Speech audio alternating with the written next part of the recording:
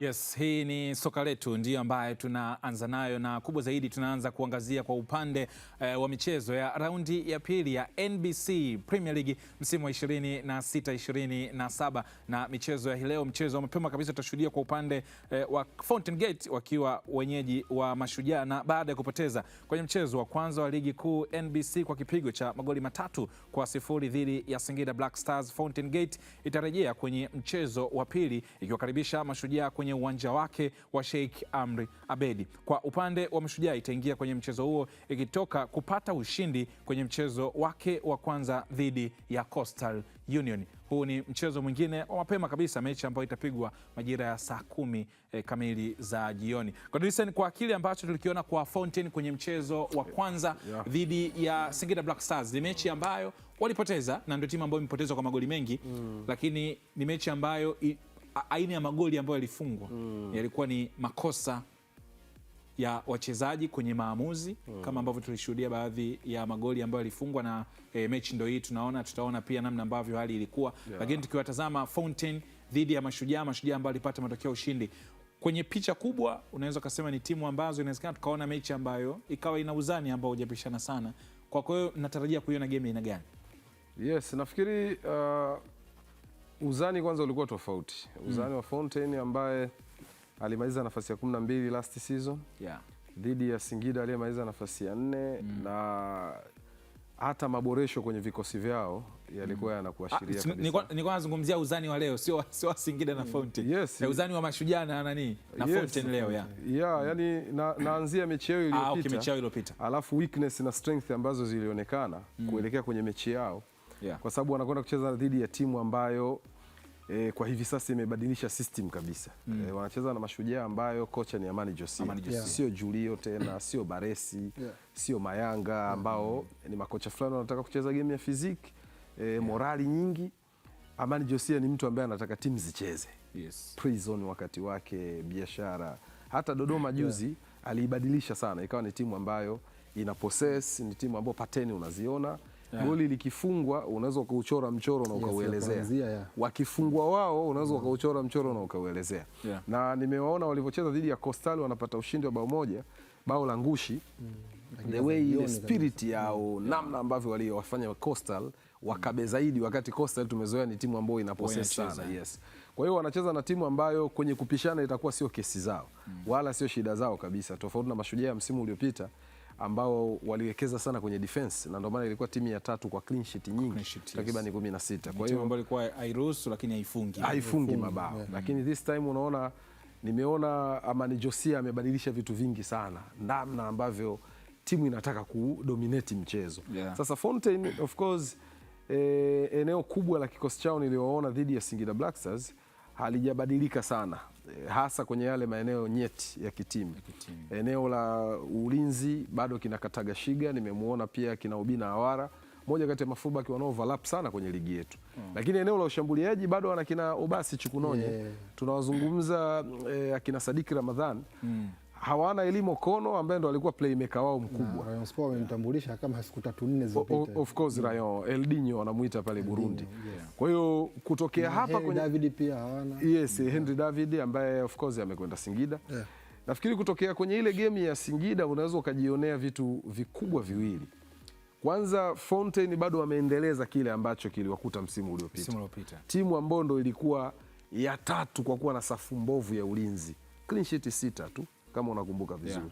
Kwa hiyo wameanza na kile kitu ambacho wamemaliza nacho msimu uliopita, kuruhusu magoli game by game. Mabao 3 kisha ruhusu, ndo timu kwenye raundi ya kwanza ile ruhusu mabao mengi. Wao pamoja na Namungo mabao 3. Mfano unaona hili goli, angalia makosa kama haya. Back pass. Na ile kwa intentional, yani kama alitaka kukifanya kama kikukamilika hivi. Na hii kesi ya kimawasiliano ni sana iliyowakuta Namungo dhidi ya Yanga. Pasi iliyorudishwa nyuma kwa Frank Magingi aka similarly kwa kesi kama hii. Timu kama hizi ambazo msingi wa makosa yao ni mawasiliano, zinaruhusu kiurahisi. Yani ukishaona, angalia wachezaji walikuwa 3 hapo ambao wangeweza wakaunda triangle ya kuposesi mpira, lakini wachezaji 3 mpira ambao wanao wao na unaweza ukawa break line ile yao, yani wao wenyewe ndo wana break line yao kuwasaidia Singida Black Stars. Of course unazungumza ni makosa ya kimawasiliano ya kitimu. Sasa timu ambayo inaanza kuadhibiwa kwenye makosa ya mawasiliano ina chansi kubwa sana ya kocha wa timu pinzani kuanza kuhighlight kwanza hicho kitu namba moja, kwamba hawa tukiwa press communication yao huwa ina break. Amani Josia anaweza kaa kwenye hiyo position ya kuwa force tena. Of course. Na Amani bahati nzuri huwa anakomiti watu wengi sana kwenye eneo la ushambuliaji bila kujalisha anacheza na timu gani.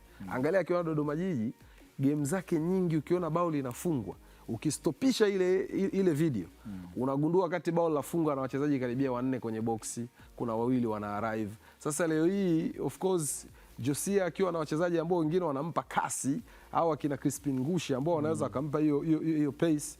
Of course kwa Fountain Gate makosa wanaoyafanya mara nyingi basi tunasema kama timu sio threat sana kwenye kufunga mabao, iwe basi threat kwa mpinzani kwenye uwezo wa kudefend. Sasa Fountain haya mawili yote waga hawana. At least unaweza kusema Fountain wako free kucheza kiwanjani, lakini Fountain linapokuja swala la kudefend, communication yao iko chini sana. Na hasa ukipiga mahesabu tulitegemea wakati huu wa Minziro tungeiona labda timu moja iko solid sana, lakini maybe anakosa material hizo, na kwa sababu pia wanafungiwa kusajili, kwa hiyo unakutana nini. Idi Nonga, kwa upande wa Mashujaa, moja ya timu ambayo imefanikiwa kupata matokeo ya ushindi ugenini kwenye mchezo wa kwanza, na jana hata ulikuwa ukimtazama kocha Amani Josia kwenye press, na ni mtu ambaye ana furaha. Ukimtazama unaona kwamba kocha hana wasiwasi, yuko vizuri. Ni mechi ambayo kwa upande wa Mashujaa tukaendelea kuona utofauti wao chini ya kocha mpya na aina ya mpinzani ambaye Godlisten amezungumza juu ya mapungufu ambayo anayo. Nafasi unaona ipo zaidi kwa Mashujaa. Kitu kizuri zaidi kwa makocha wote wawili, Amani Josia pamoja na Fred Felix Minziro, mimi na waheshimu sana kwenye maeneo ya kubadilika. Fred, kama utamtazama kwenye mechi ambayo hii alopoteza dhidi ya Singida Black Stars, ndio mechi ya mwisho ambayo alifunga msimu uliopita. Fountain walishinda kama unakumbuka, ambao Musa alifunga hat-trick kwenye ule mchezo, lakini unaweza kuihesabia kwa namna nyingine, lakini wanamwamini ni aina ya walimu ambao wanabadilika. Dhidi ya Singida ilikuwa ni harmful zaidi kwake kwa sababu materials ya Singida, vitu vingi ambavyo Mura amevizungumza hapa, lakini kwenye mechi kama dhidi ya Mashujaa ndio naona kama walimu wote wana mechi kwenye maeneo hayo. Ndio inawezekana Mashujaa kuna baadhi ya maeneo wana ubora huo, lakini bado naamini Fountain wanaweza wakachallenge. Lakini moja kati ya sehemu kubwa ambayo inawezekana ina maswali mengi ambayo ya kujiuliza kama una elimu huko kwenye msimu uliopita na misimu mingine ambayo alikuwepo, ni moja kati ya wachezaji ambao kama utawahesabia Fountain wanapataji alama ilikuwa ni elimu huko unamuingizia hapo. Henry Davids wakati wanaenda kucheza kwenye baadhi ya mechi ulikuwa una watu wako watatu kule juu, unasema hawa wanakuwa ni threat dhidi ya timu pinzani. Tayari watu wawili wameondoka, na Obasi ambaye kwenye msimu uliopita na Chuga na Chuga pia ameondoka. Kwa hiyo kulikuwa kuna watu watatu mbele muhimu zaidi kwenye kikosi cha Fountain, ambacho naona kwangu imekuwa ni changamoto kubwa. Hata kwenye mchezo dhidi ya Singida Black Stars kuna mechi unawaona timu inaweza si flow vizuri, lakini mpira ukishavuka kwenye eneo la ulinzi, eneo la kiungo likienda kwenye eneo la mbele, walikuwa wana malengo makubwa sana hawa watu kwenye eneo hilo, lakini amebaki Obas mwenyewe, wakina Ismail Zizikada wameondoka kwenye kikosi pia. Kwa hiyo unaona ni timu fulani hivi imebomoka hapo, hasa kwenye eneo la mbele. Kwa hiyo natamani nimuone Minziro anaweza akachallenge vipi pamoja na Mashujaa. Moja kati ya walimu ambao Amani Josia kwenye timu ambazo huwa anaenda mara moja tu utaona kuna impact ambayo nayo. Mind you hawa waliacha zaidi ya wachezaji 13 wakati Mashujaa wakati wanaondoka hapa, lakini angalia maingizo ambao wameingiza. Wakina Hija Shamte wamekuja kimya kimya, hawajaona kuna mazungumzo mengi. Wakina Noshad wamekuja hapa, kuna mazungumzo mengi ambao wamekuja hapa. Wakina Wilbol Maseke wanao kwenye hii timu, then Jonas Mkude anakuja hapo. Na moja kati ya kitu ambacho kabla hizi mechi mbili hawajacheza, kuna kipindi ambacho kutana Dodoma pamoja na Mashujaa, kama Julio kuna kitu alikizungumza, anasema moja kati ya faida kubwa ambayo Amani anayo, timu yake inakuwa na fitness tu. Yaani akiwa na fitness kwenye timu yake na aina watu ambao wamekuwa nayo, natamani kumuona leo Minziro anaweza kuchallenge vipi dhidi ya hiki ambacho anacho timu ya Mashujaa. Yes, ni mchezo wa raundi ya pili, mchezo kati ya Fountain Gate ambao watakuwa wenyeji wa Mashujaa. Katika ratiba na orodha ya michezo, huu ni mchezo namba 9 ambao utakuwa ukipigwa saa 10 jioni hii leo. Tutakwenda kutazama kitu gani ambacho kitapatikana katika mchezo huu, na ndilo eneo ambalo pia leo tutaendelea kujifunza zaidi zaidi namna ambavyo timu zimejiandaa kwa msimu huu, kwa sababu pre-season muda haukuwa kutosha sana kufanya usajili. Mashujaa kaacha watu wengi, Fountain kaacha wachezaji muhimu, lakini kafungiwa kusajili. Kwa hiyo tabia ya timu tutaendelea kuzijua pale ambapo tunaona tena michezo ya raundi ya pili inachezwa. Lakini mchezo mwingine ambao utachezwa hii leo ni mechi ambayo itapigwa majira ya saa 1 kamili za usiku kule mkoani Lindi, Ruangwa kule kwenye uwanja wa Majaliwa, ambapo Namungo FC wao watakuwa wenyeji wa Geita Gold FC. Geita ambao mechi ya kwanza walipata matokeo ya ushindi ya bao 1-0 dhidi ya Mbeya City, na Namungo wakiwa nyumbani walipoteza kwa kufungwa na Young Africans kwa mabao 3-1.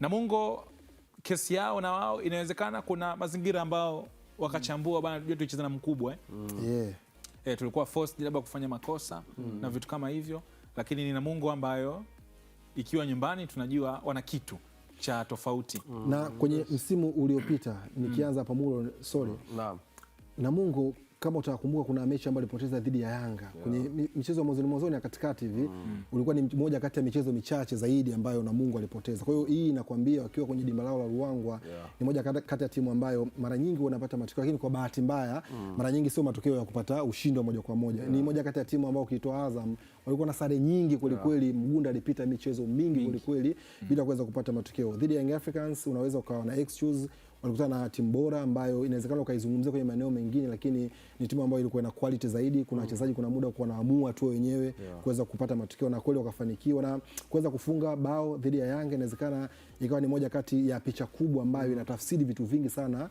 kuelekea kwenye hii mechi. Lakini ukiwatazama Geita ni timu ambayo tangu msimu ambayo inaondoka kwenye ligi ni timu ambayo kwenye project yake mara nyingi inakuwa iko serious sana, na ndio maana hata kati iko championship kama uko unapanga timu ambazo zinapanda ligi kuu, Geita ulikuwa uko una doubt yote kama watarejea. Dhidi ya Mbeya City, timu ambayo ina uzoefu kwenye ligi, then wanaenda kupata matokeo na jina tu ndio limepanda, lakini wachezaji wengi wapo ambao wana uzoefu.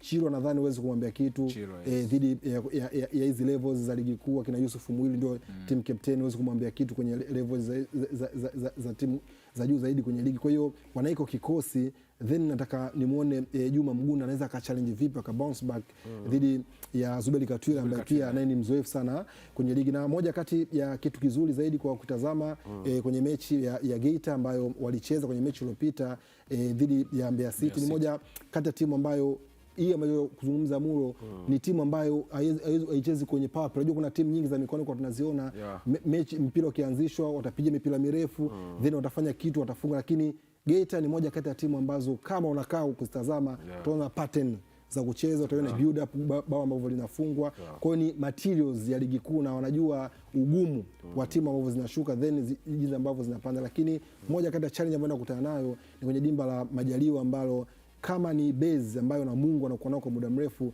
ni kwenye uwanja huu ambao anaenda kucheza. Na msimu uliopita kama Juma Mgunda sehemu ambayo alinusurika kushuka daraja, basi inawezekana ni sare nyingi ambazo amezipata na baadaye akaanza kustuka huko mwishoni. Kwa hiyo nategemea leo kuona ni moja kati ya mechi nzuri ya kuitazama, na timu zote mbili sio sehemu ambazo zinaweza zikaheshimiana zaidi, kwa sababu ndio sehemu ya kukusanya alama kabla ya ligi hajachanganya. Recent mechi ya Mbeya City na Geita ni moja kati ya mechi ambayo timu zote zilikuwa zikai na mpira muda mrefu. Yani ilikuwa ni Mbeya City ataenda, Mbeya City alikuwa anaweza asifike mwisho, lakini Geita mara nyingi sana alikuwa anafika kwa namna moja ama nyingine. Ni game ambayo ni kama ilikuwa ipo open. Of course, unajua ilikuwa ni mechi ya kwanza kwa kila timu. Na mara nyingi nasema mechi 2, 3, 4 za mwanzo timu nyingi zinajilipua. Unajua kwa sababu gani? Mentality ya kocha inaweza ikawa ni kucheza kwa discipline. Lakini asikwambie mtu, wachezaji huwa wana mentality kwamba bado tuna grupu kubwa la mechi. Tuna mechi nyingi. Au sio? Tunacheza leo bado mechi 29, tunacheza kesho bado mechi 28, kesho kutwa bado mechi 27. Huwa zinawapa kama confidence ya kuwa na saikolojia ya kuamua, ya kujiamulia mambo. Kwa hiyo Geita tutegemea kumwona vile vile. Hapana, sio rahisi hivyo, kwa sababu unafahamu unacheza na timu ambayo imepata testi nzuri, na Mungu amepata testi nzuri zaidi kwa sababu anacheza na Giant, anacheza na bingwa mtetezi Young Africans. Kile ambacho amekutana nacho kinaweza kawa kina impact mbili, ambayo Geita anaweza pia aka account kwa ajili ya hizo impact. Inawezekana Namungo dhidi ya Young Africans juzi hapa ikawa ni mechi ambao walispend energy kubwa sana kiwanjani, japokuwa walipoteza. Kwa hiyo kama utawakuta bado hawajarecover katika kiwango bora, kwa maana ile recovery session yao maybe haikuzaa matunda, unaweza bado ukapata pointi tena dhidi yao kwa kutumia nini, kile kigezo cha energy kubwa ambao waliitumia dhidi ya Young Africans. Spirit ambayo timu za madaraja ya kati zinatumia dhidi ya vigogo huwa ni kubwa sana. Ukija kuwapa mechi ya watu ambao wanalingana nao, discipline inakuwa chini. Namba moja, wanaamini tunaweza tukapishana, lakini namba mbili, wanaamini hata kwenye eneo la nishati tunaweza tukaenda toe to toe, bila kujua kwamba wao walicheza mechi ngumu zaidi ambao tunasema walitumia nishati kubwa ndani ya kiwanja. Lakini impact ya pili huwa ni mambo positive ambayo timu inayachukua baada ya kuwa imepoteza dhidi ya timu kubwa. Maana Mgunda leo atarudi, miongoni mwa makosa ambayo aliyafanya Namungo ni makosa ya communication kwenye defense yao. Kama hii si kama unanielewa vizuri. Goalkeeper Suleiman anatoka bila mawasiliano, defender wake alikuwa aucheze ule mpira na Young Africans anagusa mpira zaidi ya mara mbili kwenye box wao wako pale. Ni kitu wanaonyesha ukiaccount. Lakini Namungo nawaona kwenye kesi moja tu, washtue mapema. KMC wakati nawaona wanacheza Kagame msimu uliopita. Mapema tu pale kwenye uwanja wao mpaka wanafika nusu finali wanatolewa na Singida. Mshindi wa tatu nafikiri wacheza na APR. Kwa sababu APR anatolewa na Al Hilal. Nafikiri mimi nilivyowaona wepesi wa kikosi chao binafsi, nilikuwa nasema okay, wanaenda kukompiti kwenye ligi, wana Juma Sagwe maybe kwenye eneo la striker ndo watamtegemea peke yake, lazima atanguliwe na senior. Wana Kevin Tondi kwenye eneo la chini ya Mondo base ya midfield, lazima watanguliwe kwanza na senior, vijana wapate hata dakika 10-15 za mwisho. Namungo nilivyowaona juzi, si tu kwa sababu dhidi ya Young Africans, wanapaswa kuimprove kupita kiasi ndani ya muda mfupi before duru la mechi 10 halijaisha. Na waona wepesi kwa uchezaji wa Geita ambao tuliuona, inaweza kawa kipimo kizuri kwa upande wa Juma Mgunda. Tena Geita japokuwa rekodi zinawabeba Namungo. Idinonga anashangaa goli la 3 lilivyofungwa. Yaani kama sijaiona imecha. Yaani ninavyoona ile tukio. Na ni Magingi. Ndio hivyo uwanjani. Na hapa moja kati ya akili haikuepo. Yes, na moja kati ya sehemu kubwa ambayo hata last season ni eneo lao la ulinzi ambao wanasema ni communication. Walikuwa kuna mtu anaitwa Abdalla Mfuko hapa ambaye saizi hayupo, ameenda Mashujaa. Then walikuwa na Rogers Machela kwenye upande wa kushoto ambao walikuwa nao. Hawa watu japo walikuwa na makosa, lakini kuna uandamizi, kuna uzoefu ambao walikuwa nao. Kuna sometimes wanakuwa wanasaidika, lakini ukitazama nadhani imekuwa hii ni kama saratani ambayo wamekuwa nao kwa muda mrefu. Shida inawezekana sio kwa wachezaji tena. Inawezekana ni aina ya system ambao wanacheza, aina ya vitu vingi ambavyo unavigusia hapa, lakini hata aina ya magoli yaliyofungwa kwenye hii mechi Namungo, magoli yaliyofungwa na Yanga. Yani utakaunti, kuna eneo ambalo lilianza kwanza kwenye responsibility ya mchezaji kutofanya majukumu yake kwa usahihi. Kwa sababu kama hii na nyembo tumeona goli la Peter Sharulile, of course utamsifu Peter kwa kuendana na movement wakati back pass inapigwa, yeye aka anticipate tukio akaliendea. Unamwona Peter yule, lakini akili ya Frank Magingi kama mtu wa mwisho. Angalia golikipa namna ambavyo alikuwa anatoka, goli la Boka anapishana na tukio. Angalia goli ambalo anafunga Max, golikipa anashinda kukechi mpira vizuri. Kwa inawezekana kuna system, kwa sababu Kasuga Namungo Namungo hatuwalaumu sana kwa hicho alichokipitia dhidi ya Young Africans, kwa sababu Simba mwenyewe hakuwa comfortable na mpira pale Amani kwenye ngao. Of course. Ni kitu ambacho unakiona ni identity ya Yanga. Nitoa mfano goli alofunga Peter. Mna mechi dhidi ya Namungo, alikosa dhidi ya Simba. Ismail Tuli alipiga pasi mtindo huo. The same case. Nani akaimiss. Manake ni tabia ya mchezaji, lakini ni tabia ya kitimu kutokea kwa kocha. Kwa Young Africans hiyo. Lakini kesi ya Namungo ambayo kuna point nilikuwa naizungumza sikuimaliza. Kuhusiana na tunaposema kikosi kina wepesi, hatuzungumzi wepesi wa kila mchezaji kusprinti kiwanjani. Ukiwaweka kwenye uzani, unawaona maeneo yale maeneo nyeti ya kiwanja yametimia. Kwa mfano juzi wameanza na force number 9 Pius Buswiti, sio striker kiasili. Tumemwona Mbao, tumemwona Young Africans, tumemwona Polisi, tumemwona Ruvu, tumemwona hapo Namungo. Si number 9 kiasili. Maana yake ni kwamba huenda maybe walikuwa na Abdulaziz Shahame, yule alitoka Zanzibar. Na Ngoi hapo kaondoka. Ngoi ameshaondoka kaenda zake Geita, si ndio? Luzendaze yuko JKT. Nafikiri kesi yangu ni kwamba ukishajiona wewe mara nyingi material zako ni za mid table, kazi yako wewe ni kupambana kubakia kwenye msimu. Huwa naaminigi mambo makubwa matatu uwe nayo. Hakikisha kwenye sajili unaoifanya kuwa na golikipa mzoefu. Sawa? Kuwa na captain mzoefu. Aidha anaweza kuwa center back ama kiungo, lakini uwe na striker ambaye atakupa hata goli 10 za kukuini mechi. At least kukupa zile point 33, sababu msimu uliopita tunapowazungumza Fontaine na Mashujaa ndo walifuatana point 33. Fontaine nafasi ya 12, Mashujaa nafasi ya 11. Na hizo ndo waga pointi thalama kuendelea juu. Chini ya hapo 32 za Prison ni playoff walipata. 30 za Mbeya City ilikuwa ni playoff kama unakumbuka vizuri. 27 ndo 27 pamoja na pointi 9 za KMC, 27 zilikuwa za Mtibwa. 9 wakaondoka. Kwa hiyo pointi zile 33 ukizizungumza katika undani wake, maana yake ni ushindi wa michezo 11. Watoe hawa Giant katika mechi 6. Azam, Simba na Yanga home and away, si mechi 2-2 mara 3-6, zinabakia mechi 5 ambazo tunasema hizi ndizo ambazo tunasema okay, katika hizi mechi 6 tukizichomoa kwenye 30 tuna mechi zetu 24. Kati ya hizo 24 11 ndo za kukupa hizo pointi 33. Sasa pointi unaziwini vipi? Kasuga pamoja na Anonga lazima ufunge bao.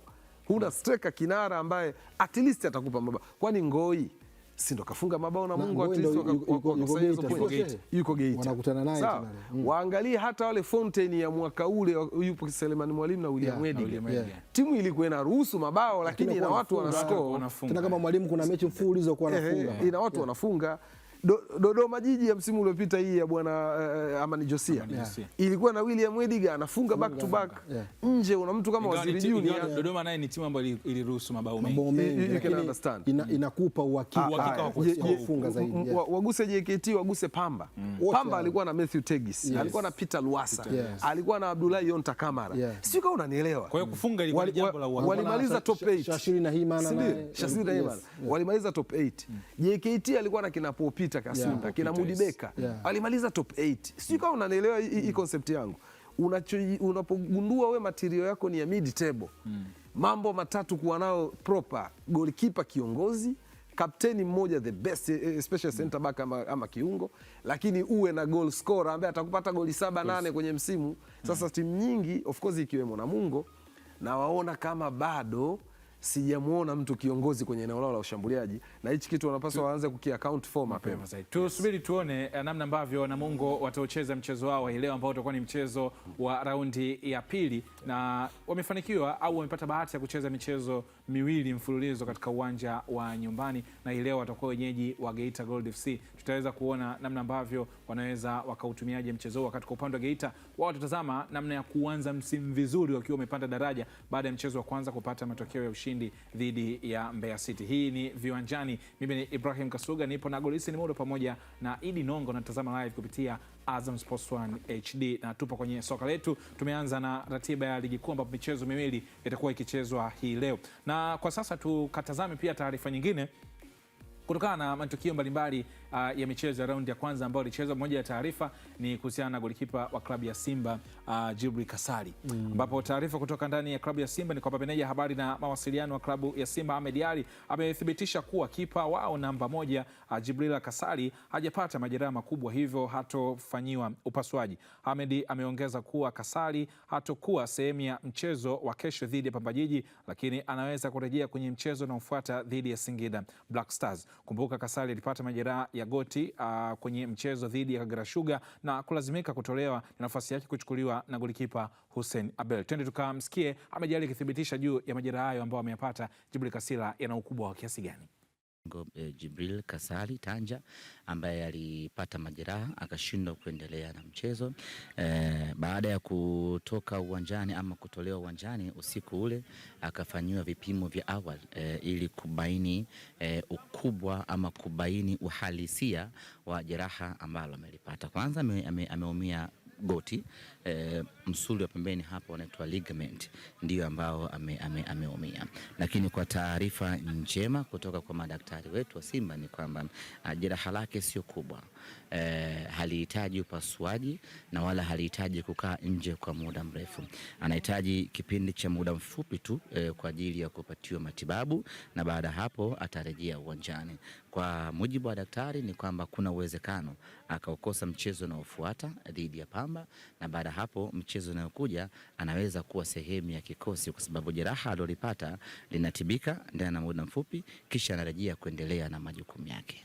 Baada ya mechi ya Pamba siku ya Jumatano tarehe 19 ataangaliwa tena ili kuangaliwa maendeleo yake yakoje. Kama atakuwa amerecover pakubwa, basi atakuwa sehemu ya kikosi kwenye mechi dhidi ya Singida.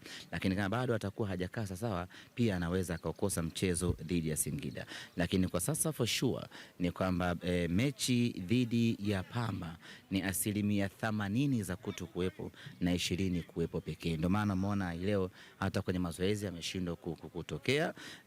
Tunamwangalia hali yake kesho kwenye mazoezi ya mwisho, na baada hapo tutaelekea kwenye mchezo.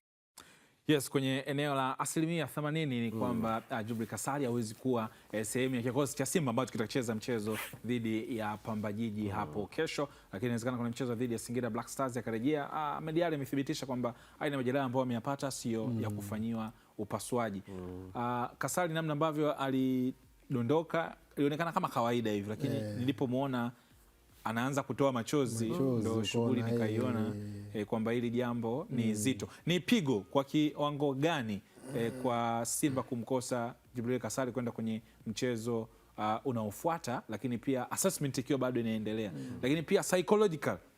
Simba wamekuwa wahanga wakubwa wa magolikipa na majeraha kwa miaka ya hivi karibuni, na juzi ilitoka orodha kati anaumia huyu Ayub aliumiaga goti hivi, Selmani Yakub, Even Manula aliumiaga ndo akarudi kwenye mechi ya Simba Yanga, unakumbuka Pimpin Kamara alichomuondoa ni goti hapo. Kwa hiyo wakati hii taarifa inakuja kwa sio kuumia tu, alivyoumia tu goti, watu walifika mbali zaidi wakasema kwa nini ni yale. Kwa hiyo imeenda mbali zaidi, lakini tukijikita zaidi kwenye mchango ambao amekuwa nao, of course inawezekana kuna siku mtu anakuwa huko vizuri kazini, kwa magolikipa wote huwa inawatokea, lakini kama utahitaja sehemu moja kati ya sehemu ambayo Simba Steve Becker, bench la ufundi pamoja na watu ambao wanahusika na eneo la usajili kumbakisha huyu na kumwacha Pimpin Kamara kwenye msimu ambao alikuwa yuko superb na super, inakueleza vitu vingi. Moja kati ya kitu hicho ni watu kuridhika zaidi na kiwango cha Kasali ambaye alikuja and then baadaye aliongezewa mkataba mpya.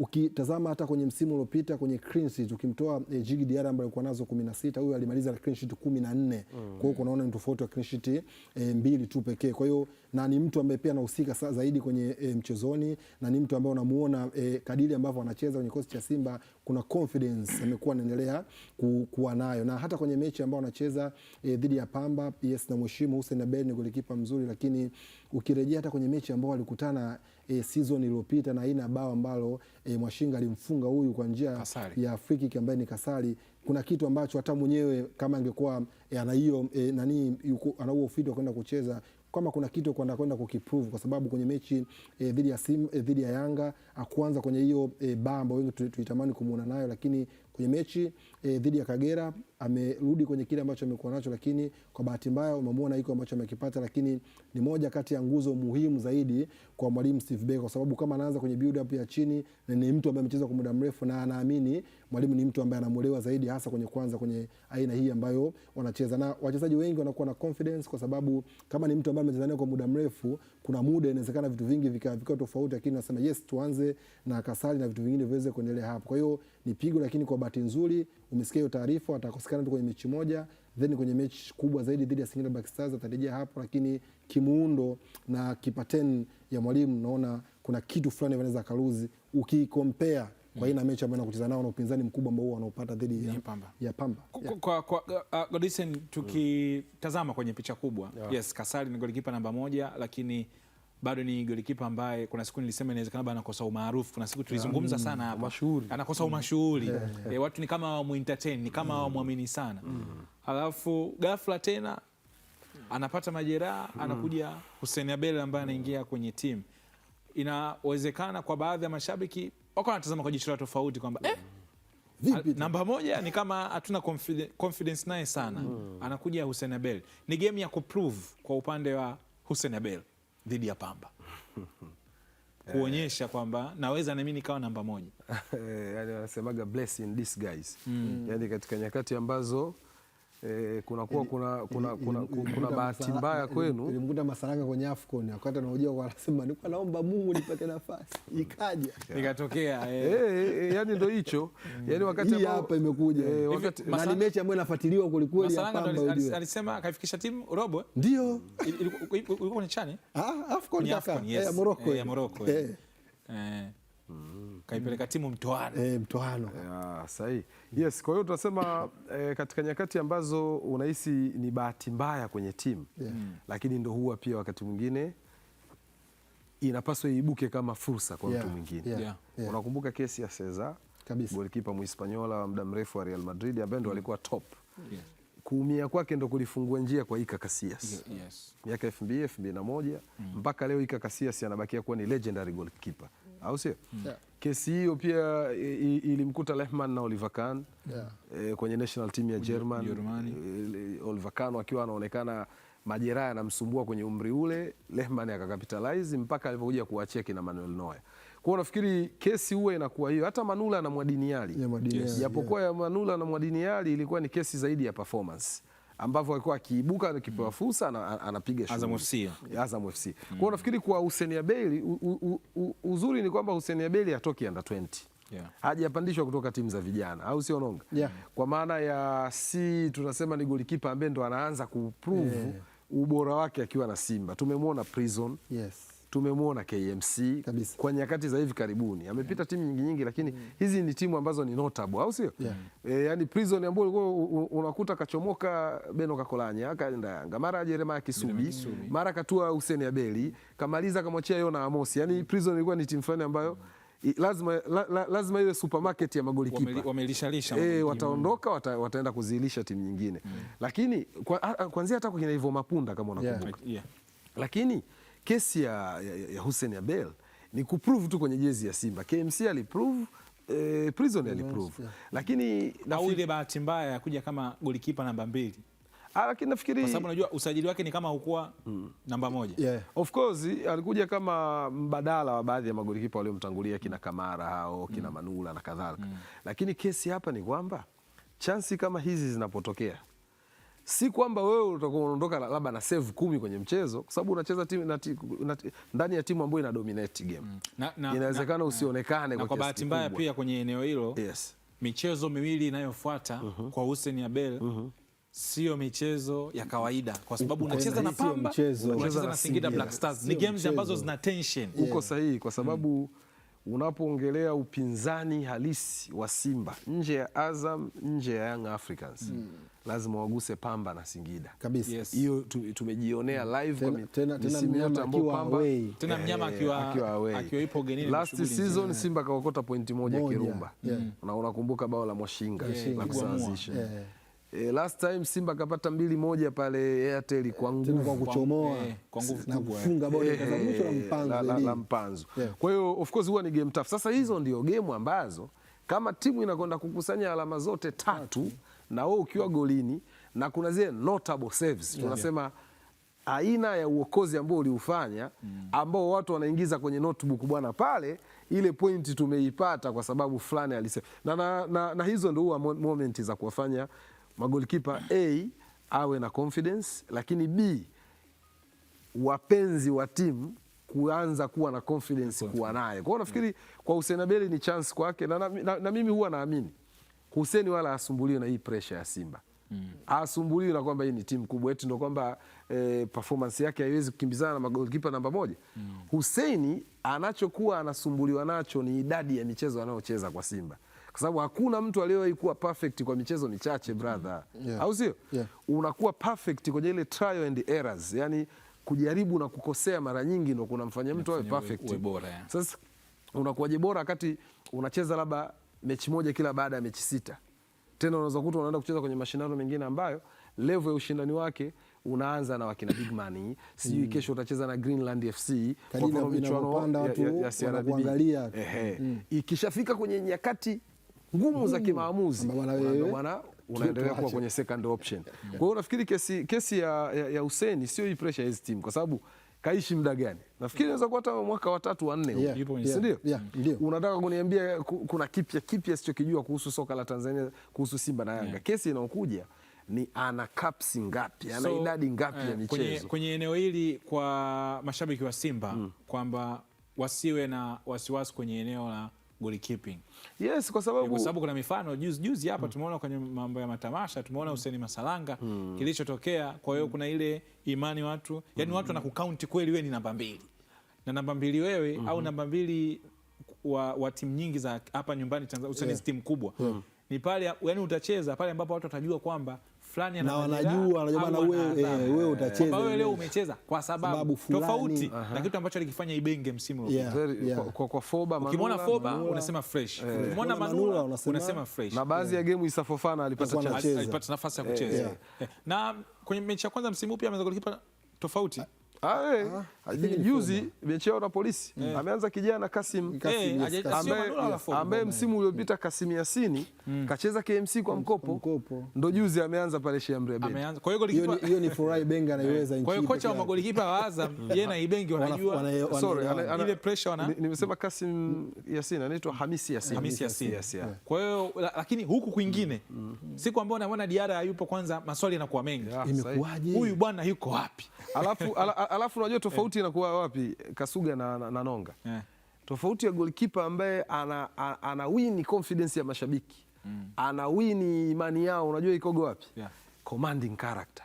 Ana tabia ya kikamanda, ana uwezo wa kuwa mtawala. Kwa mfano ukimwangalia Diarra akicheza Young Africans, yani kama umekuja hujaangalia kwenye mikono ya kushoto unaweza kujua ni kapteni. Kwa sababu gani? Timu ikikoswakoswa, angalia anavyoita mabeki, angalia anavyofoka, afu angalia wanavyopoa wakimsikia sauti yake.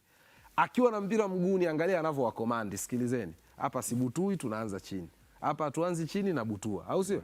Angalia anavyofanya zile tunasema decisive moments, zile nyakati zote za kimaamuzi. Hapa natoka kwenda kupunguza goli, hapa natoka kwenda kuwa kama sweeper, sitaudaka, naenda nje ya box kwenda kuklia. Lakini sasa hizo ni tabia ambazo mara nyingi mashabiki wanaondoka nazo.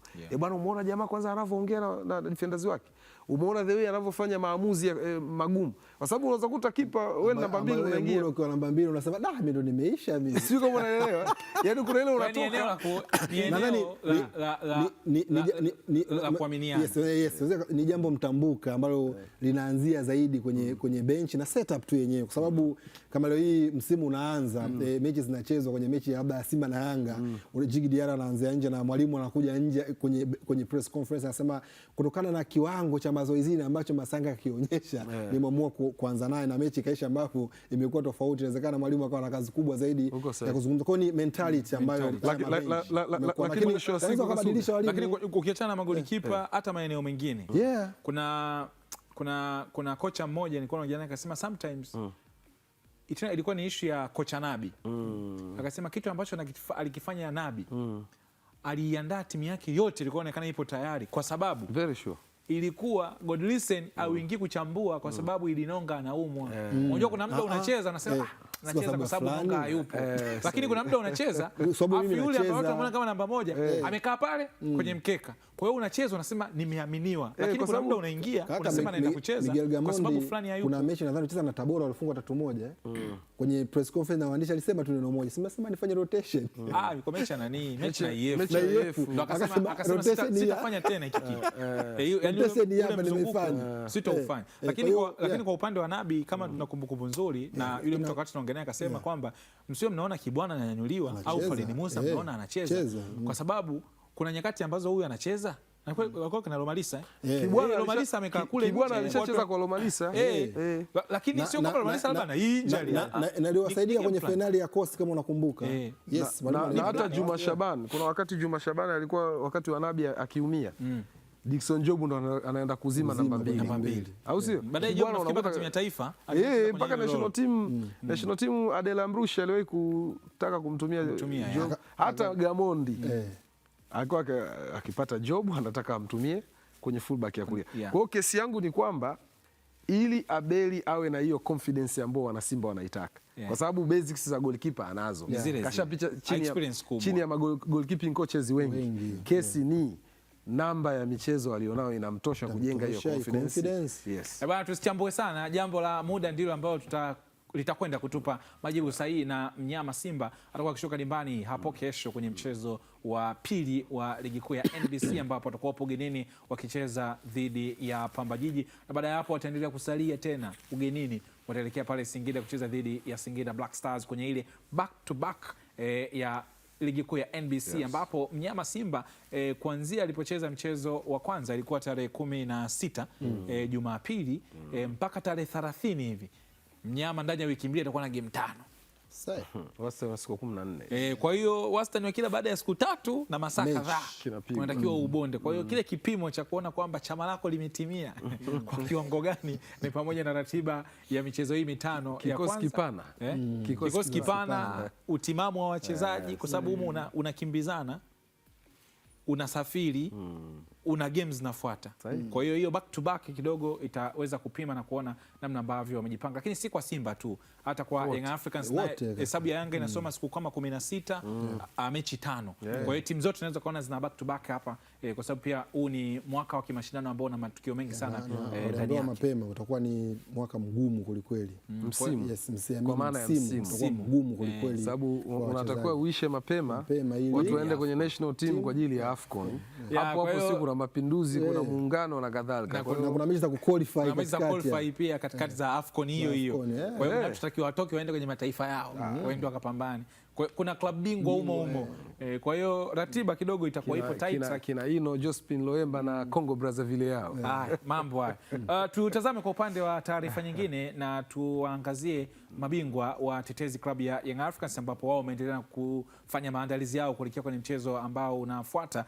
Na kutoka kwenye maandalizi yao ni kwamba kiungo mshambuliaji wa Yanga Sports Club Stefan Aziz Ki na mshambuliaji Selemani Mwalimu tayari wameungana na wenzao kwenye mazoezi kwa ajili ya maandalizi ya michezo inayofuata, ikiwemo ule dhidi ya Coastal Union. Aziz Ki anarejea ndani ya Yanga baada ya kuondoka misimu miwili iliyopita na kuitumikia klabu ya Wydad Casablanca pamoja na Al Ittihad ya Libya, wakati Selemani Mwalimu amejiunga na Yanga Sports Club akitokea katika klabu ya Wydad Casablanca. Yanga inajiandaa na mchezo wake ujao dhidi ya Coastal Union utakaochezwa Alhamisi kwenye uwanja wa KMC Complex, ikiwa ni mzunguko wa pili wa ligi kuu ya NBC. Bana, vichwa vipya vimeanza kazi.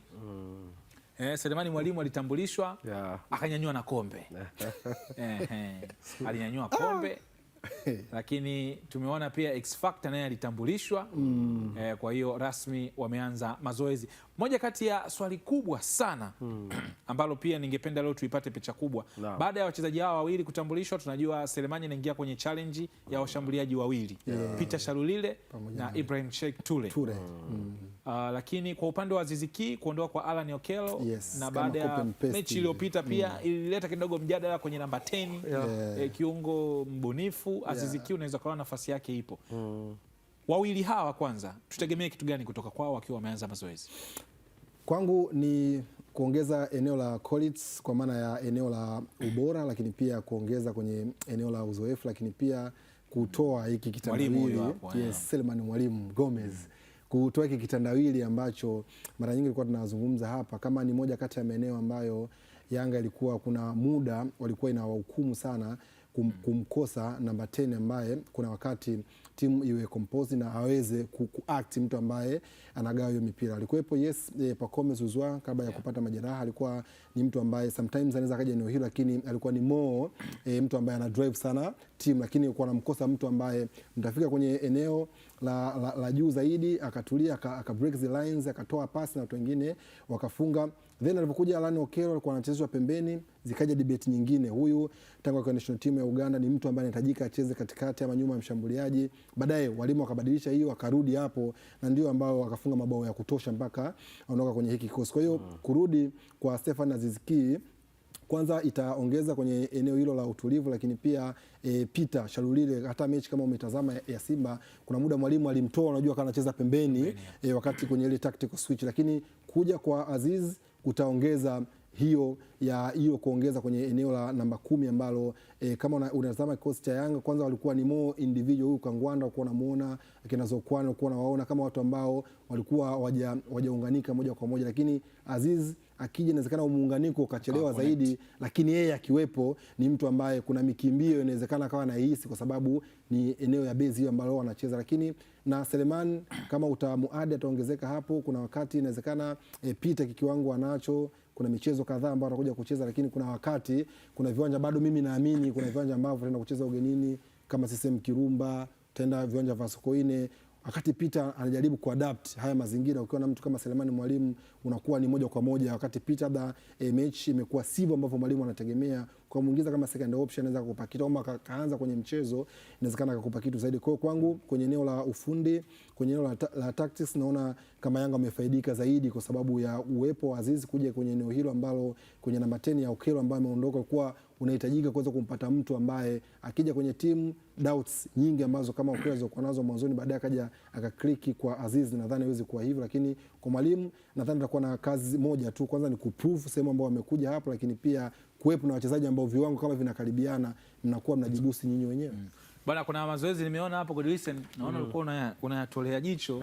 Vitu vyetu. Yale tunahitaji. Zile ni drills zile. Ukiona mchezaji anaingia na kutoka hapa na hapa. Zile ni drills ambazo zinalenga kwenye fitness ukiwa na mpira. Hasa kwenye kipengele kinachoitwa agility. Agility ni uwezo wa kubadilisha direction. Ukiwa na mpira, usipokuwa na mpira, lakini katika movement za ndani ya kiwanja. Lakini hizi zinasaidia muda ule ukimwona mtu anafanya pressing. Nafikiri mtoezi kama hii anaweza akarudisha pale nyuma kidogo, watu wakaona namna ambavyo walikuwa muona kama kuna posti zimetengeneza X wanakimbia, anaenda kuruka. Unajua faida yake ni mchezaji anaweza kuwa katoa pasi kakimbia, kawekewa through ball afu anaruka kwanja. Kuna mtu kafanya tackling afu anadonoa mpira anamruka. Kwa hiyo of course ni katika fitness. Sasa fitness ina mambo 6. Ukiyazungumza speed imo ndani, kasi ya mchezaji, endurance, ustahimilivu, unazungumza agility, uwezo wa change direction, flexibility, unyumbulifu, lakini strength, uimara wa mtu, lakini coordination kwa maana ya uratibu wa matukio ndio eneo la 6 la mwisho. Hiyo ndio vipengele 6 vinavyounda fitness kwa maana utimamu wa mchezaji. Sasa utimamu wengi waga wanafikiri ni nguvu tu, kupanda milima mpaka speed, unyumbulifu wa mtu, coordination, uratibu wa matukio. Of course yote inazungumzwa.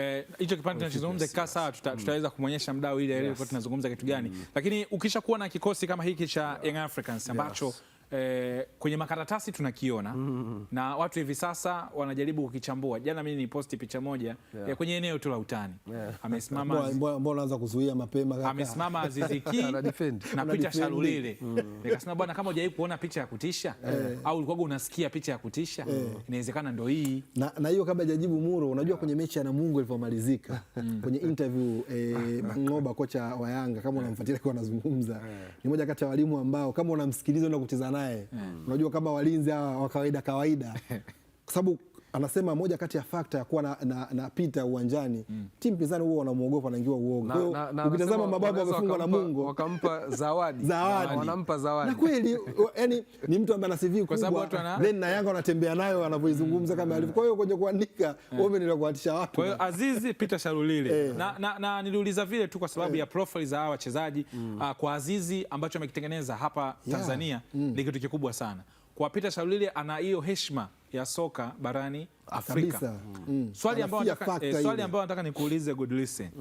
Young Africans kwa upana wa kikosi, profile za wachezaji walionao hasa eneo la safu ya ushambuliaji, kwa sababu tumemtaja tu mwalimu, kuna Peter, kuna Cheick Toure, lakini pia tuna Kangwanda, kuna Zokwani, tunamtaja pia Clement Mzize ambaye kwenye mazoezi anaonekana yupo na timu. Hii timu inaweza ika line up vipi hasa kwenye eneo la safu ya ushambuliaji? Yani saa hizi hapa Godlisten nakupa nafasi ya kwamba timu hii unaipangaje pale juu. And by the way, kabla ya kujibu hilo swali, tulikuwa tunazungumza namna ambavyo walikuwa wanafanya hizi drills. Hizo ndio drills ambazo ni za yani aim yake kubwa hapo ni kwenye vile vipengele 6 nilivyovizungumza kwenye fitness.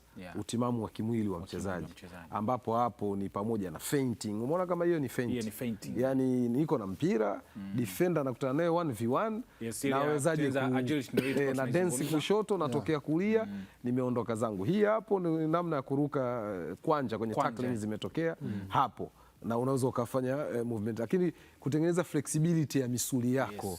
Misuli kuna kitu kinaitwa muscles memory.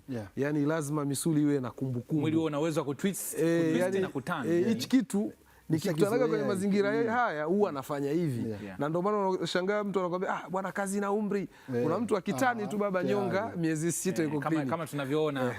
Hapo kama umri umeenda hawezi kutani hapa. Na Kasuga, moja kati ya faida Yanga wameipata kwa hii misimu walio dominate. mitano hii ya kuchukua ligi kuu, nitakwambia tu, ukiwauliza makocha 100 duniani kipi ni essential thing, kipi ni kitu muhimu cha kwanza kwenye programu yako, atakwambia fitness. Yanga walishawahi kuwa na Helmi Geldish, sasa hivi yuko Orlando Pirates. Yanga ameshawahi kuja Taibila Gruni, sawa, lakini sasa hivi wanaye huyu ambaye amekuja na Mankoba. Ukiangalia eneo la fitness likiwa zuri, mna sustain mechi 30 za msimu. Hata kama utakushangaa kuna mechi zitakuwa zinawapalia, lakini zinawapalia katika engo ambao mnapata sare. Hapo kwenye fitness, kabla tujapata mapumziko, nikikupa nafasi walau dakika 1.5. Naam. Ambavyo umeichambua Yanga kwenye usajili. Tumeiona imecheza mechi 2 za mashindano so far. Baada ya ujio wa Aziz Ki, Selemani Mwalimu, ni kwambia uipange timu kuanzia kwa namba 8 kwenda juu. Kwanza hapo utakuwa limit. Nafikiri kwanza wote kwa sababu nafikiri ikaeka kwa Yanga kwa sababu kwenye eneo la ushambuliaji. Huko nyuma lakini kule juu namba 6 hapa hamna shida hapa. Namba 8 kwenda juu unaweza kaipangaje? Tuwachukue wote wako fit. Hakuna sababu ya majeraha wala dharura. Panga your best team. Kwanza Mudathiri, Duke Abuya na Max au lazima wawe. Tro yako ya 3 hiyo kwenye triangle ya midfield. Au lazima wawe. Kwa hivyo viungo wako watatu. Yani tupe watatu wa juu. Of course eneo la juu kuna mtu ataathirika kati ya Kangwanda na Zakuani. Kwa sababu Shanulile akiwa physically fit kila kocha atamtumia. Azizi anarudi na ubora ule ule ambao tulikuwa tunamuona nao, ameona Wydad Al-Ittihad, ataenda kuathiri mmoja wapo kati ya Zakuani pamoja na. Nipe watu watatu wa juu kaka. Unachambua sana. Kwangu mimi Kanganda na mdondosha nje. Alafu unaenda na nani? Zakuani, Azizi pamoja na Peter Shalulile. Peter. Yes, kwa hiyo kwa mujibu wa Godlisten Mulo, lakini kwa kesi hii, kwa kesi kwamba Mudathiri na Duke Abuya dabo tutakuja kuchambua hapa Aziz Ki, Zakuani huku Maxi ya kuchambua. Naona Godlisten ana vitu vingi sana vya kuzungumza. Hiyo ni challenge tu, namna ambavyo Young Africans inaweza ikaonekana kwenye safu ya ushambuliaji kwa msimu huu ambao tayari umekwisha kuanza. Kabla ya kupata mapumziko tulikuwa tunazungumza kuhusiana na utajiri. Kwanza nipo sahihi nikisema utajiri wa kikosi cha of course. Kwa sababu mpaka nafika hatua jana Yanga wanaonyesha silaha zao hadharani na mazoezi. Kaka ni utajiri kaka. Utajiri ni mkubwa sana. Unajificha kaka, hataki uonekane shehe. Matarajio ni makubwa pia. Kabla ya kwenda kwenye taarifa nyingine, kabla ya kuelekea kule jijini Mwanza, naomba nitoe walau dakika 3. 1.5, 3 hizo.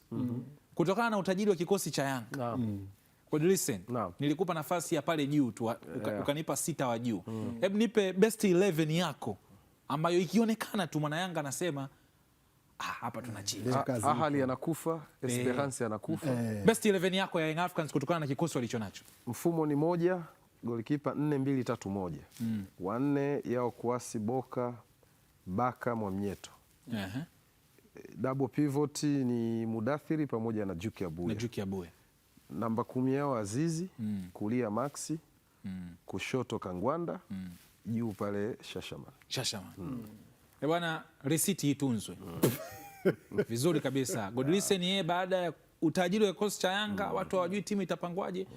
Mtaalamu kocha Godlisten yeye amekuja na timu hiyo, anaamini ndio ambayo itakuwa ni best. Baba chama hilo, panga timu. So unachambua tu 442. Wewe unaamini ipi ni the best? Nitaanza na Jigi Diara, then kwenye double 4 na 5 atakuwa pale Baka pamoja na Mwamnyeto. Huko ndaanza na Mohamed Hussein, Shabalala kushoto, kulia yao.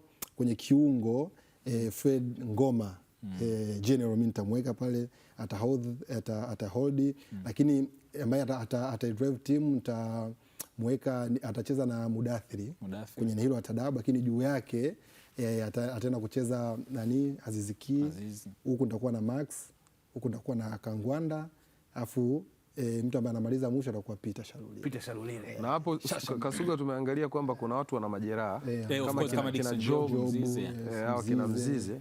Kwa hiyo kwa hawa ambao wako active. Bana, na wewe pia unaweza uka challenge kwa namna ambavyo umeiona Yanga. Kama wewe ni mwana Yanga, Yanga yako, lakini kama ni mdau wa soka pia inawezekana tukawa tumekufikirisha kwa namna moja ama nyingine kwamba hii timu inaweza ika line up vipi na ikawa na kikosi bora zaidi. Lakini pia unaweza ukashare kupitia kwenye mitandao yetu ya kijamii kwa upande wa Instagram kupitia Azam Sports, lakini pia kwa upande wa Facebook pamoja na platform nyingine zote unaweza kutufollow pia, lakini pia kuweza kupata matukio mengi zaidi. Hapo vijueni, anzeni sasa kuchambua. Ukiwa mnachambua au kama upo peke yako ukiwa unatafakari namna ambavyo Mankoba Nkithi ana kazi ya kupanga hii timu na watu kuridhishwa, wewe pia unaweza kuwa na picha yako, lakini tukiwa tunasubiri performance pia ya mechi nyingine kuona namna ambavyo wachezaji wana adapt na kile ambacho wanacho kwa msimu huu. Tuangazie kwa upande wa maandalizi ya kikosi cha Pamba Jiji kwenda kwenye mchezo wao dhidi ya Simba Sports Club hapo kesho, ambapo ofisa habari wa klabu ya Pamba Jiji William amesema timu hiyo tayari imeanza utaratibu wa kuuza tiketi za mchezo wao dhidi ya Simba utakaochezwa kesho kwenye uwanja wa CCM Kirumba. Moses William amesema wameanza kuuza tiketi mapema ili kuhakikisha mashabiki wote wanapata mapema na kuepusha usumbufu kwenye siku ya mechi. Kwa undani zaidi tumsikie Moses William akifafanua namna ambavyo uuzaji wa tiketi umeanza mapema zaidi. Kwenye mchezo unaofuata dhidi ya Simba ni mzunguko ni shilingi 10,000 ya Kitanzania, VIP B ni shilingi 20,000 na VIP A ni shilingi 30,000. Kwa hivyo ni viingilio ambavyo ni rafiki kwa ukubwa na hadhi ya mchezo. Mechi zetu dhidi ya Simba mara kadhaa kwenye siku za karibuni mambo yamekuwa mazuri kweli kweli, watu wamekuwa wanapambana. Lakini ukiachilia mbali hivyo, zoezi ambalo liko mbele yetu kwa sasa kutoka kwenye mamlaka ya soka nchini Tanzania kwa maana ya TFF pamoja na bodi ya ligi ni namna ya watu kuingia kiwanjani. Tulipokea maoni hasa kupitia mchezo wetu wa kwanza dhidi ya Dodoma Jiji, mashabiki wetu namna ambavyo walihangaika, walituambia, na kama klabu tumepokea. Sasa kuna hatua ambazo tumezichukua. Jambo la kwanza, kuanzia hivi ninavyozungumza na nyinyi, tiketi watu wanaweza wakaanza kukata tiketi online katika mfumo ambao bodi ya ligi na TFF wameutambulisha. Kwa pale kila kitu kipo sawa, lakini namna ya ukatishaji tiketi tumeshasema. Ukiingia tu sasa hivi tuna linki tunasambaza, ukiingia tu pale unapata. Lakini kwa wale ambao wako Mwanza, sasa tulichokifanya ni kwamba kwenye maeneo ambayo yana watu wengi, kwa mfano katika uwanja wa Nyamagana, CCM Kirumba na maeneo mengine, tumebandika stickers ambazo zinakuwa zinawaambia watu wafanyeje ili kupata tiketi.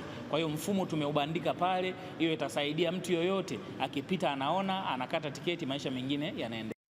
Yes, huyo ni afisa habari wa kikosi cha Pamba Jiji Moses William, kijana mwenzetu kanyuka suti hapo, anatoa utaratibu. Na jana alikuwa sio press hivyo ilipopostiwa hii, baada watu wakawa msikize Moses kuhusiana na mfumo mpya wa tiketi, maandalizi ya mechi. Anasema yaani mechi ya mnyama umenyoa, umeweka kokoto na suti umevaa na tai juu, hatuja kukuona hata siku moja, na akasema kesho mnyama ana mechi na unaweza kuta hata kiscrub kimepita.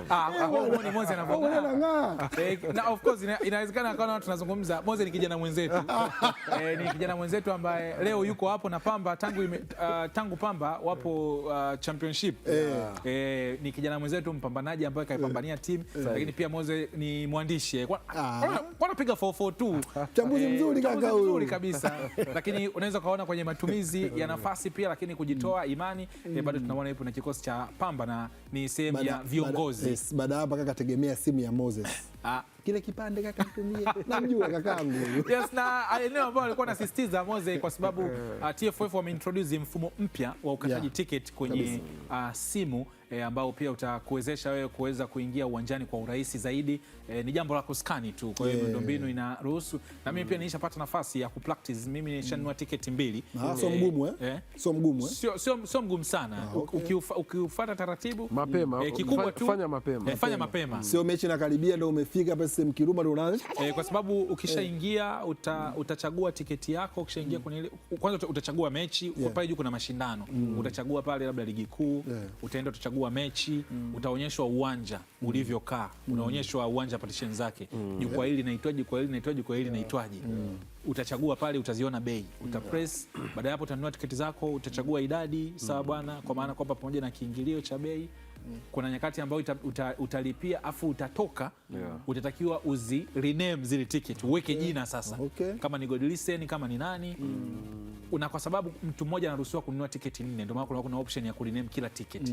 Na ile ticket itakuja kwenye email yako. Lakini kama unataka Godlisten, unataka mimi nipo Dar, nataka nikunilie Mwanza, na uwezo wa kuongeza email yako, ile tiketi wewe ukaipata kule, sio mpaka ije kwangu ni nani. Kwa hiyo inaweza kaingia kwenye mfumo ambao kidogo unahitaji ukae utulie, lakini pale ambapo watu watakuwa wameumaster ni mfumo mzuri. Kwa sababu mwanangu unakuwa una nani, una barcode yako pale ya kwenda kuskani, QR code ile unaenda unaskani fresh kabisa. Ndo dunia inataka hivyo. Mambo yanakuwa hizi. Ndo dunia inataka hivyo. Kwa hivyo vikadi sasa hivi sio yes. Sio mchakato. Sasa hizi ni mtandaoni. Kwa hiyo unahitaji kwenda kupanga foleni sehemu, unahitaji kwenda kufanya nini? Simu yako. Ni simu yako tu unamaliza kila kitu. Sasa hapo inahusisha simu janja peke yake au hata viswaswadu? Kwa sasa hivi ni simu janja. Ni simu janja. Una simu janja. Kama una simu janja, mambo ya tiketi kiganjani, mwanao akufanyia. Unaweza kumwambia mtu akununulia. Sababu mwisho 4 hizo. Mwisho tiketi 4. Kwa hiyo hii pia inasaidia wajanja. Kuna mnaweza kanunua 100 hizo. Polisi niko nachukua unajifungia nazo chumbani. Oya, vipi? Bei 10,000 wanataka kutuzia 30. Kwa hiyo mwisho 4 tu. Ni nzuri pia, inasaidia. Yes, inasaidia. Una monitor vitu vingi sana. Hasa kwenye eneo la mapato, namba za tiketi. Kuna msimu hapa kimalizikaga, kuna nadhani bodi ya ligi wanatoa takwimu mchezo upi. Kwa hiyo inakuwa rahisi, hata kelele zinapungua. Bwana, na tunazungumza hili baada ya kuona Pamba akiwa ametoa utaratibu kwamba tayari tiketi zinapatikana, na watu wanaweza wakaanza kufuatilia mchakato wa upatikanaji wa tiketi.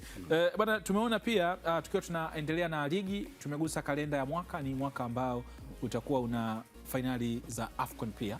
Na si Tanzania ni sehemu ya wenyeji, na Zanzibar ni sehemu pia ya wenyeji. Na kwa sasa twende tukatazame maandalizi ya fainali za mataifa ya Afrika AFCON kwa mwaka 2027. Yanazidi kupamba moto kufuatia ujenzi wa uwanja mpya wa michezo katika eneo la Fumba kufikia eneo la 81%. Ujenzi huu umefika katika hatua hiyo. Makamu wa pili wa rais Zanzibar, Hemed Suleiman Abdullah, ameeleza kuridhishwa kwake na kasi ya mradi huo ambao unatajwa kuwa muhimili wa mageuzi ya kimichezo pamoja na utalii. Mtumwa Saidi ametuandalia taarifa hii kwa undani zaidi. Katika kuhakikisha ujenzi wa uwanja wa michezo Fumba unakamilika kwa viwango na wakati uliopangwa, Makamu wa pili wa rais wa Zanzibar, Hemed Suleiman Abdullah, amefanya ziara maalum kukagua uwanja huo ambao ni sehemu ya uwekezaji wa kimkakati wa Zanzibar kuelekea AFCON 2027. Uwanja huu tuna mkataba na ndugu zetu hawa. Yako mambo by Disemba yatakuwa yamekamilika, lakini yako mambo by January itakuwa yamekamilika. Lakini issue ya kufungua ni planning. Wanasema kupanga ni kuchagua. Haya yote tunaya plan, lakini inawezekana ukakamilika kabla ya hapo, na inawezekana ikakamilika wakati ambao tumekusudia. Kwa hiyo nikuhakikishie malengo ya uwanja huu ni AFCON ambayo inachezwa June 2027. Lakini matayarisho yetu sisi ikifika Disemba kwa asilimia kubwa sana, na ikiwezekana iwe imekamilika ama Januari. Sisi plani yetu hasa tunategemea hata ile Mapinduzi Cup finali, Mungu akipenda. Ulitaka niseme, sikutaka kulisema hilo, lakini bora manake umeniuliza swala la kinani kidogo. Mungu akipenda, usishangae hata ile Mapinduzi Cup finali tukaja tukaipiga hapa Fumba. Makamu Hemed amesema ameridhishwa na maendeleo ya ujenzi huo, akibainisha kuwa serikali imetoa kipaumbele kikubwa katika kuimarisha viwanja vya michezo ili kuifanya Zanzibar kuwa kitovu cha michezo kimataifa. Kwa kweli maendeleo ni mazuri, kazi inaendelea vizuri. wakandarasi wetu wametupa maelezo mazuri na tumeona hatua kwa hatua. Nimejaribu kupanda hata kwenye majukwaa na kila eneo nimejaribu kupita physically kuona nini kinaendelea. Almost vifaa zaidi ya 95% viko site tayari. Hili ni jambo ambalo kwa kweli limenipa faraja sana.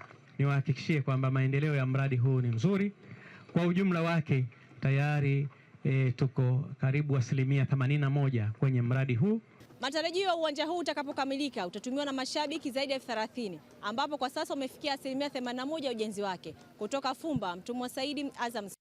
Yes, shukrani sana kwa taarifa hiyo. Mtumwa Saidi ametupitisha kwenye hiyo ziara na tumeona ujenzi wa viwanja ukiwa unaendelea eneo la 81%. Tunaona hapo na uwanja unavyoonekana, hii ni football pitch kaka.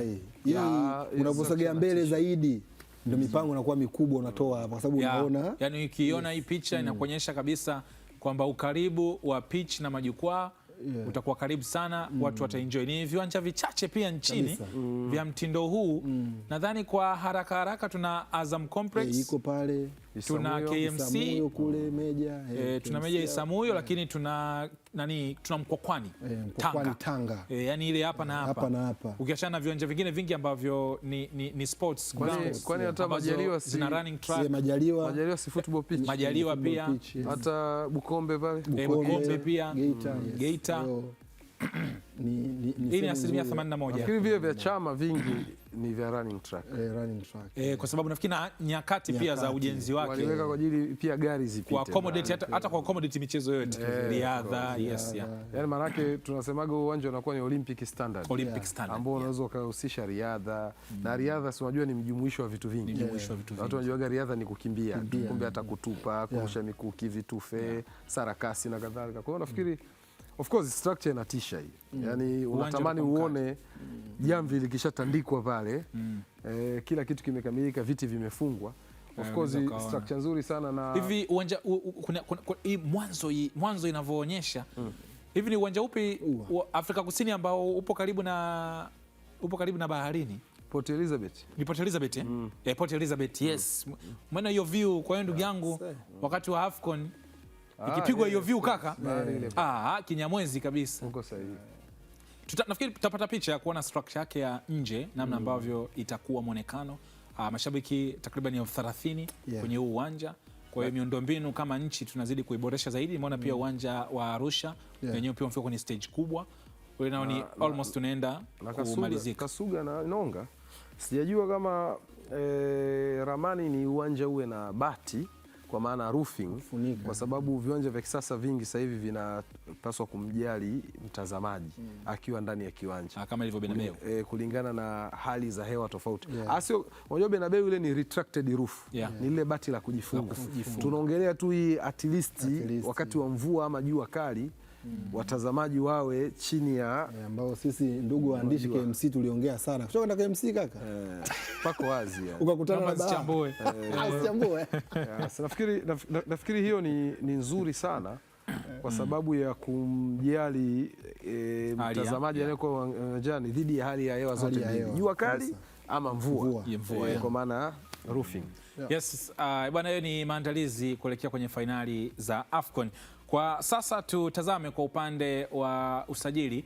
Tunajua dirisha la usajili lilifungwa tarehe 15, lakini kuna wachezaji ambao walikuwa wamejiunga na timu lakini walikuwa hawajatangazwa rasmi. Walikuwa tayari wana watu wao. Tayari watu walikuwa wanamalizana ndani, na moja kati ya taarifa ni kwamba kiungo wa zamani wa Simba Sports Club na Young Africans Jonas Gerard Mkude amejiunga na timu ya Mashujaa FC akiwa mchezaji huru baada ya kuwa nje ya uwanja kwa msimu uliopita. Mkude ataanza kuitumikia timu hiyo mapema baada ya kutambulishwa na usajili wake kukamilika katika dirisha lililofungwa Jumamosi hii iliyopita ya Agosti 15. Mbali na Mkude, Mashujaa imemtambulisha mshambuliaji George Mpole na Haruna Chanongo, wote kutokea Tanzania Prisons ambayo imeshuka daraja. Mashujaa hao wamefanya maboresho wachezaji watatu, experience ya kutosha Mashujaa wanaiongeza kwenye kikosi chao. Ndio faida ya kuwa na mwalimu kama Aman Josia. Tunazungumzia timu nyingi sana Europe, mfano Como ya Italia, the way ambavyo mwalimu anakuwa na ushawishi, jinsi ambavyo anapata wachezaji. Kwa Amani Jose anaamini ndio iko hivyo, kuwa na mtu kama George Mpoli, nadhani mazungumzo huenda ilianza kwa Amani Jose kabla ya kivote kukamilika, na Ismail Mgunda pia kuondoka. Ismail Mgunda kuondoka. Kwa hiyo ukiwa na George ambaye ametoka Prisons, kuna kitu anataka akiprove, ameweka historia kubwa kwenye hii nchi, alienda Lupopo huko Diara, amerudi hapa, bado kuna kitu anakitafuta alichokiacha hapa. Kwa hiyo ukiwa naye mwalimu kama Jose ni moja kati ya walimu ambao inawezekana ukamzungumzia naye maneno kidogo tu, George akakupa asilimia kubwa ya kile ambacho anacheza. Haruna Chanongo sio mtu wa kumzungumza zaidi kwa sababu anafahamika ambacho anakifanya, lakini surprise transfer ilikuwa ni ya Jonas Mkude. Wengi kwa tunaamini atakuja msimu huu kucheza kwenye ligi ama kurejea. Mimi taarifa nilikuwa nazo, lakini kwa nasubiri aina ya timu ambayo wanaenda kucheza na aina ya kikosi ambacho wachezaji wengi ambao wametoka kwenye kikosi cha Mashujaa, zungumzia kina Cheda, hawa walikuwa ni eneo la kiungo, ameondoka hapo, kuja kina Hija Shamte anaongezeka, huyo Jonas Mkude, kina Noshid anakuja hapo. Kwa hiyo inakuwa ni moja kati ya timu ambayo itakuwa ni ngumu kweli kwenye eneo la kiungo, na naamini kwenye timu za madaraja yao ambazo wanaenda kucheza, naamini moja kati ya timu ambayo itasumbua sana dhidi ya timu nyingine ambazo wanacheza. Kwa hiyo Lake Tanganyika inaenda kuwa ni moja kati ya eneo gumu zaidi kwa wachezaji ambao wako fiziki kama ambavyo wengi tunapenda kuzungumza hivyo, kukutana dhidi ya Mkude ambaye natamani nimuone kucheza timu kubwa, Simba kwa muda mrefu, kucheza Yanga kwa muda mrefu, kucheza kwenye timu ambazo zina challenge kwa watu wengi ambao washacheza timu kubwa, kukubaliana mazingira ya aina timu ambazo wanacheza. Nataka nimuone Mkude anaweza kurespond vipi, ama atakuwa na reaction hivi baada ya maisha ya Kino kwa muda mrefu sana. Anakuja huko. Mkude amekuwa ni timu za daa kwenye eneo kubwa la karia yake. Ndio. Simba tu Yanga eneo kubwa sana. Kamaliza hapa. Kwa hiyo japo alicheza Mwanza United siku hapa, lakini kwa kipindi hiko bado, lakini A-list kwa timu hizo kubwa hapa. Kwa hiyo inawezekana msema mwanetu Mkude utaweza kuishi Kigoma, lakini ni miezi 15 tu, miezi 9 ya msimu, ni miezi 15 tu kwenda kuubonda kule. Na wakati mnazungumza kuondoka kwa kina Ismail Mgunda, ukumbuke eneo lao la kiungo pia aliondoka Yusuf Dunia, Ruenge na Mungo, sio? Na Cheda yupo. Cheda hayupo, ameenda Mbeya City. Kwa hiyo kesi hapo ni lazima pia uangalie, je, Mkude staili yake ya kucheza inaweza ikafiti pale Mashujaa, kwa sababu Mkude ni wale tunasema Central Defensive Midfielder, CDM.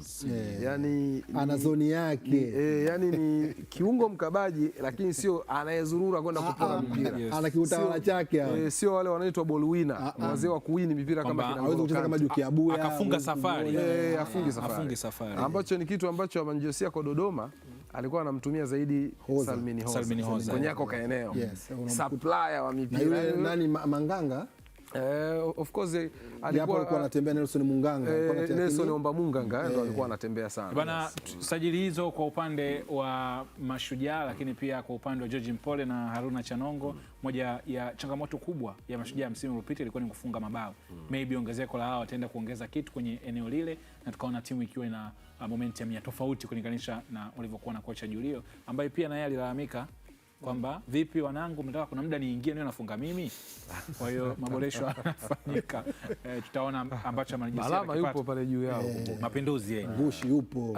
Tutazame pia kwa upande wa mchezaji Ofen Chikola, ambapo mara baada ya kuvitumikia vilabu vya Geita, Tabora United, sasa Ofen Chikola amejiunga na JKT Tanzania akiwa mchezaji huru baada ya mkataba wake na Yanga Sports Club kumalizika. Tayari nyota huyo ametambulishwa na JKT Tanzania, amesaini mkataba wa mwaka mmoja kuitumikia timu hiyo, na jana hapa Mufti alikuja na hii taarifa ya Ofen Chikola.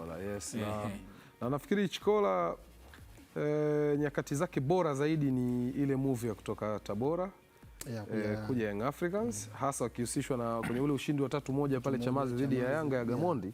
Alifunga mabao mawili top class, na ndio yalimweka sokoni. Hakuwahi kuwa sokoni kwenye kiasi hicho akiwa Geita, lakini nafikiri lazima tutajiuliza kwa nini JKT na kwa nini JKT kuopti kwa Ofen. Kumbuka JKT pale msimu uliopita Karabaka alikuwa anacheza pale upande wa kulia akiwa na mguu wa kushoto. Sabu ya Karabaka ilikuwa maybe Tepsi Evans akiwa kwa mkopo, japokuwa Azam sasa hivi washaachana naye. Kwa hiyo upande ule Karabaka ameenda Pamba Maanake lazima mwalimu Hamad Ally aumize akili ya kupata mtu ambaye pia ana courage ya kufunga. Ofen ni mtu ambaye msimu ambao anatoka Tabora alifunga mabao 7 au 8. Sio? Lakini kwa Young Africans chance ya kucheza lazima iwe ndogo. Akaenda kwa mkopo Singida Black Stars. Chance ya kucheza pia akawakuta kina Lamin Jaji. Unawatoaje? This time anakwenda pale maybe kwenda kuigombania ile namba ambaye alikuwa anacheza Karabaka. Mechi ya juzi ya JKT na TRA kule kwa Karabaka nimemwona Saidi Mkopi aliyekuwa na Mtibwa Sugar ile eneo. Kwa hiyo Fenchikola ataenda kwa challenge yao akina Mudibeka, sababu Mudibeka pia waga Hamad Ally anamtumia kama winga ama tunasema mshambuliaji wa pembeni, sababu Popita panga pangua asipokuwa na majeraha atasimama pale juu. Kwa hiyo mawinga sasa pale wanakuwa na huyo Saidi Mkopi, anakuwa huyu Chikola, Mudibeka, Najim Magulu. Kwa hiyo nafikiri kwenye hao options zinazidi kuongezeka kwa kocha nani Hamad Ally. Yes, tutaona namna ambavyo pia JKT na wao wata line up na ongezeko la Ofen Chikola kwenye kikosi hicho. Amesaini mkataba mpaka mwaka 2027. Inawezekana hizo zikawa za mwisho ambazo watu walikuwa wameshazisecure deal afu wakawa wamekaa nazo kidogo ndani, mambo mengine yakiwa yanaendelea na fujo zenu za kutambulisha watu. Bwana, tutazame kwa upande wa michezo mingine ambapo wana riadha mbalimbali wanatarajiwa kushiriki Manyara Tanzanite Marathon, lengo likiwa kukusanya fedha kwa ajili ya kujenga wodi ya watoto njiti katika hospitali ya Tumaini iliyopo Hanang. Mkuu wa mkoa wa Manyara Queen Sendiga amezindua rasmi vifaa mbalimbali vya kukimbilia kwenye mbio hizo zitakazohusisha wakimbiaji wa kilomita 5, 10, 21 na 41, kama anavyoarifu zaidi Helen Akawiche kutoka mkoani Manyara. Usajili wa Manyara Tanzanite Marathon linaendelea kama ambavyo unashuhudia hapo nyuma yangu. Ni wadau mbalimbali wamejitokeza kwa ajili ya kuweza kujisajili kuhusiana na Manyara Tanzanite Marathon, na ambaye ameongoza zoezi la usajili ni mkuu wa mkoa wa Manyara Queen Sendiga. Tumsikilize ana yapi ya kusema kuhusiana na Tanzanite Marathon. Ni kuweza kutambulisha rasmi kiti yetu hii ya mbio hizi maalum za hisani ambazo tumezipa jina la Manyara Tanzanite Marathon yenye kauli mbiu ya hatua moja kuokoa maisha ya mtoto. Tumeanza muda mrefu tukifanya shughuli mbalimbali, lakini leo tumesema kwa kuwa siku zimeshafika na wananchi wengi tumeshajisajili na tuko tayari kwa ajili ya mbio, basi sasa tutoe ile t-shirt maalum ambayo itaanza kutumika na vifaa vingine ambavyo tutatumia tarehe 22. Kwa lengo kubwa la kuzindua uniformu hii ama jezi hii maalum ambayo itatumika kwa ajili ya tarehe 22 ni ili wale ambao tumeshajisajili tuanze kuchukua vitu vyetu hata kuanzia sasa hivi. Maana ni kwamba mimi nikiinuka hapa, kama una message yako ile ambayo ulishalipia, usiondoke, chukua mzigo wako uondoke nao. Kwa sababu sasa tayari tunaanza kugawa na zabaki siku 5 na waliojiandikisha ni wengi. Mpaka leo tuna takribani watu 2200. 2200. Ni sawa bosi? 2200 ambao wamejiandikisha, na naomba tu niwaambie kwamba idadi hii ya watu 2200 ambao wamejiandikisha kushiriki, ambao wameenda kwenye mfumo kujiandikisha kushiriki kwa marathoni hii ya Manyara Tanzanite Marathon ambayo ni ya kwanza, inawezekana sisi ndo tukawa namba 1 ya marathoni zote nchi nzima ambazo ya kwanza imesajili watu wengi. Moja ni mwitikio wa jamii katika kushiriki kuokoa maisha ya watoto wachanga na watoto njiti, lakini pili ni kiu ya Wanamanyara kushiriki katika marathon, kwa sababu hawa ili eneo ndiko ambako wananchi kimsingi wana asili ya kukimbia, na ukiangalia wakimbiaji wengi maarufu na mashuhuri wanaopeperusha bendera yetu wanatoka katika mkoa wa Manyara. Kwa hiyo maana yake marathon hii imekidhi pia haja yao ya kukimbia na kuonyesha ujuzi wao katika marathon hii. Kwa hiyo niendelee kusii na kuhamasisha watu waendelee kujisajili, na sisi tuko kwa ajili ya kuwahudumia kuhakikisha kwamba wanashiriki vizuri, na wanapojisajili wafahamu kwamba Manyara tumejipanga kuhakikisha kwamba wanapata malazi siku hiyo, wanashiriki vizuri na watapata nafasi ya kwenda Tarangire kwa wale ambao watajiandikisha katika kifurushi hicho. Jamani, mimi nataka kuwakaribisha wote Tanzania nzima. Njoni hapa Manyara, njoni tuhifadhi maeneo yetu ya uhifadhi, sababu uhifadhi ndo msingi wa utalii, na utalii ndo huu unaoendesha hii kitu tunaifanya, sio kukimbia tu.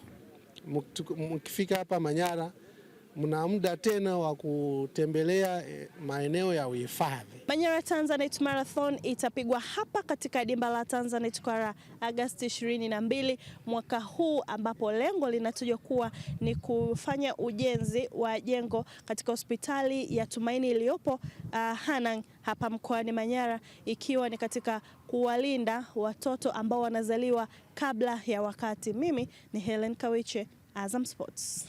Yes, shukrani sana Helen Kawiche kutoka mkoani Manyara kwa taarifa hiyo.